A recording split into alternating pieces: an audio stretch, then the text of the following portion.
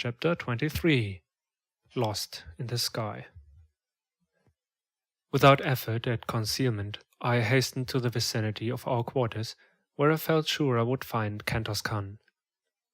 As I neared the building, I became more careful, as I judged, and rightly, that the place would be guarded. Several men in civilian metal loitered near the front entrance, and in the rear were others.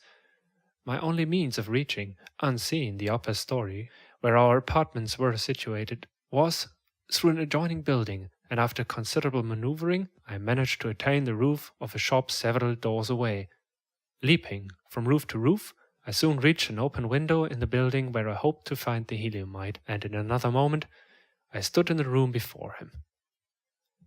He was alone and showed no surprise at my coming, saying he had expected me much earlier, as my tour of duty must have ended some time since. I saw that he knew nothing of the events of the day at the palace, and when I had enlightened him, he was all excitement. The news that Dejatorres had promised her hand to Sabthan filled him with dismay. "It cannot be," he exclaimed. "It is impossible. Why, no man in all Helium but would prefer death to the selling of our loved princess to the ruling house of Zodanga. She must have lost her mind to have assented to such an atrocious bargain. You, who do not know how we of Helium love the members of our ruling house, cannot appreciate the horror with which I contemplate such an unholy alliance. What can be done, John Carter?" he continued. "You are a resourceful man. Can you not think of some way to save Helium from this disgrace?"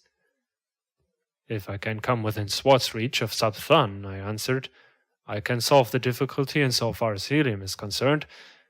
But for personal reasons, I would prefer that another struck the blow that frees Dejatorres." Cantos Khan eyed me narrowly before he spoke. "You love her," he said. "Does she know it?" "She knows it, Cantos Khan, and repulses me only because she is promised to Sabthan."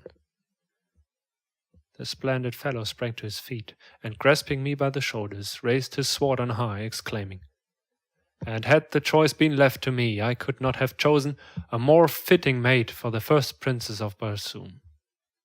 Here is my hand upon your shoulder, John Carter, and my word that Sabthan shall go out at the point of my sword for the sake of my love for Helium, for Dejatorres, and for you. This very night I shall try to reach his quarters in the palace." "How?" I asked. "You are strongly guarded, and a quadruple force patrols the sky." He bent his head in thought a moment, then raised it with an air of confidence. "I only need to pass these guards, and I can do it," he said at last. "I know a secret entrance to the palace through the pinnacle of the highest tower. I fell upon it by chance one day as I was passing above the palace on patrol duty. In this work it is required that we investigate any unusual occurrence we may witness, and a face peering from the pinnacle of the high tower of the palace was, to me, most unusual. I therefore drew nearer, and discovered that the possessor of the peering face was none other than Sabthan. He was slightly put out at being detected, and commanded me to keep the matter to myself, explaining that the passage from the tower led directly to his apartments. It was known only to him. If I can reach the roof of the barracks and get my machine, I can be in Sabthan's quarters in 5 minutes. But how am I to escape from this building, guarded as you say it is?" "How well are the machine sheds at the barracks guarded?" I asked. "There is usually but one man on duty there at night upon the roof. Go to the roof of this building, Cantos Khan, and wait me there." Without stopping to explain my plans, I retraced my way to the street and hastened to the barracks. I did not dare to enter the building, filled as it was with members of the Air Scout Squadron, who, in common with all Zodanga, were on the lookout for me. The building was an enormous one, rearing its lofty head fully 1,000 feet into the air. But few buildings in Zodanga were higher than these barracks, though several topped it by a few hundred feet. The docks of the great battleships of the line standing some 1,500 feet from the ground, while the freight and passenger stations of the merchant squadrons rose nearly as high. It was a long climb up the face of the building, and one fought with much danger, but there was no other way, and so I essayed the task. The fact that Barsoomian architecture is extremely ornate made the feat much simpler than I had anticipated, since I found ornamental ledges and projections which fairly formed a perfect ladder for me all the way to the eaves of the building. Here I met my first real obstacle. The eaves projected nearly 20 feet from the wall to which I clung, and though I encircled the great building, I could find no opening through them. The top floor was alight, and filled with soldiers engaged in the pastimes of their kind. I could not therefore reach the roof from this building. There was one slight, desperate chance, and that I decided I must take. It was for desertores, and no man has lived who would not risk 1,000 deaths for such as she.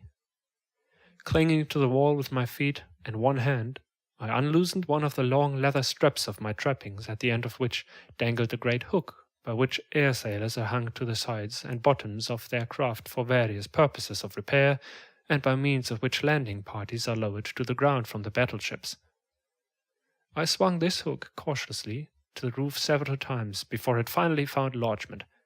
Gently I pulled on it to strengthen its hold. But whether it would bear the weight of my body I did not know. It might be barely caught upon the very outer verge of the roof, so that as my body swung out at the end of the strap it would slip off and launch me to the pavement 1,000 feet below. An instant I hesitated, and then, releasing my grasp upon the supporting ornament, I swung out into space at the end of the strap. Far below me lay the brilliantly lighted streets, the hard pavements and death. There was a little jerk at the top of the supporting eaves, and a nasty slipping, grating sound, which turned me cold with apprehension. Then the hook caught, and I was safe. Clambering quickly aloft, I grasped the edge of the eaves, and drew myself to the surface of the roof above. As I gained my feet, I was confronted by the sentry on duty, into the muzzle of whose revolver I found myself looking. "Who are you?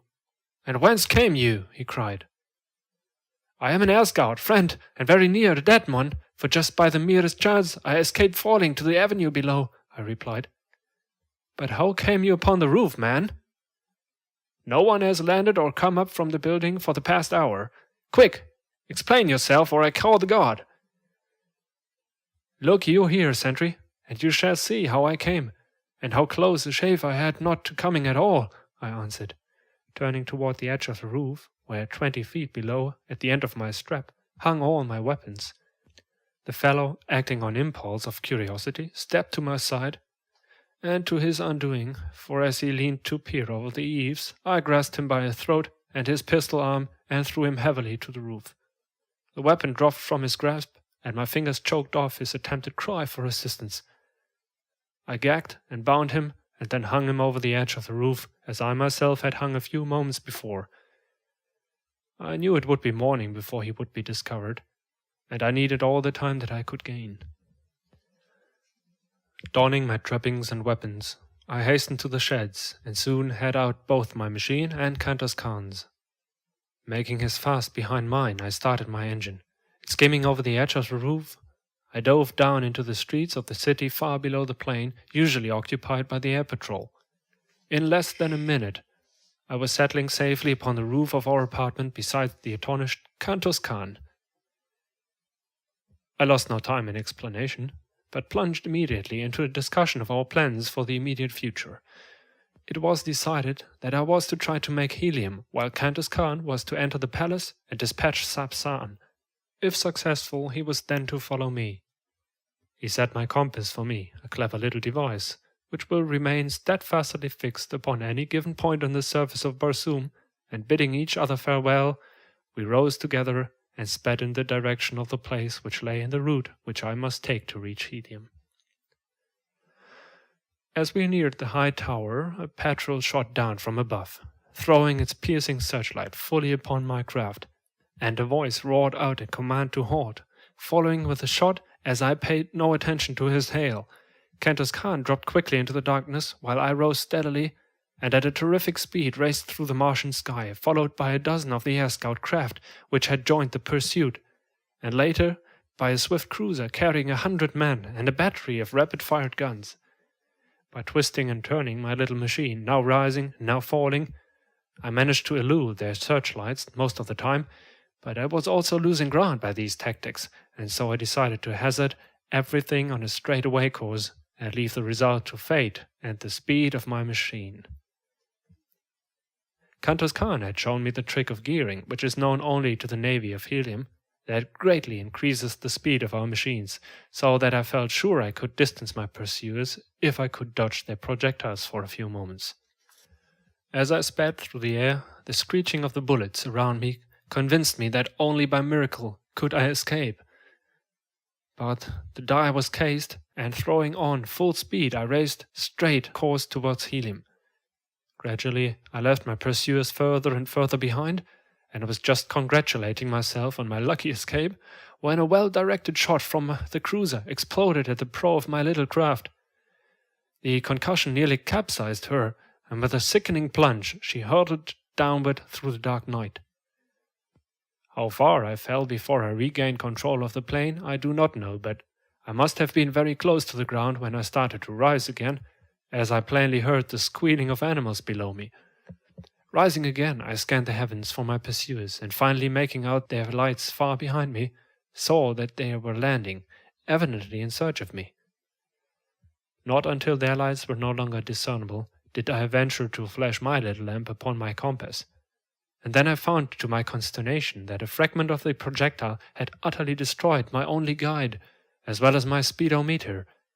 It was true, I could follow the stars in the general direction of helium, but without knowing the exact location of the city or the speed at which I was traveling, my chances for finding it were slim. Helium lies 1,000 miles southwest of Zodangar, and with my compass intact I should have made the trip, barring accidents, in between 4 or 5 hours. As it turned out, however, morning found me speeding over a vast expanse of dead sea bottom after nearly 6 hours of continuous flight at high speed.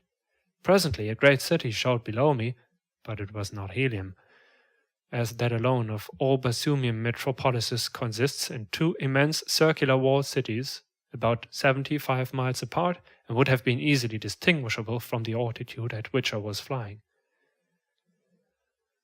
Believed that I had come too far to the north and west, I turned back in a southeasterly direction, passing during the forenoon several other large cities, but none resembling the description which Kantos Khan had given me of helium.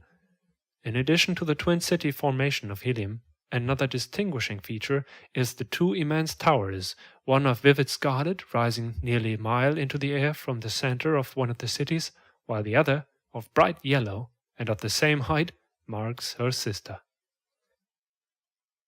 End of chapter 23.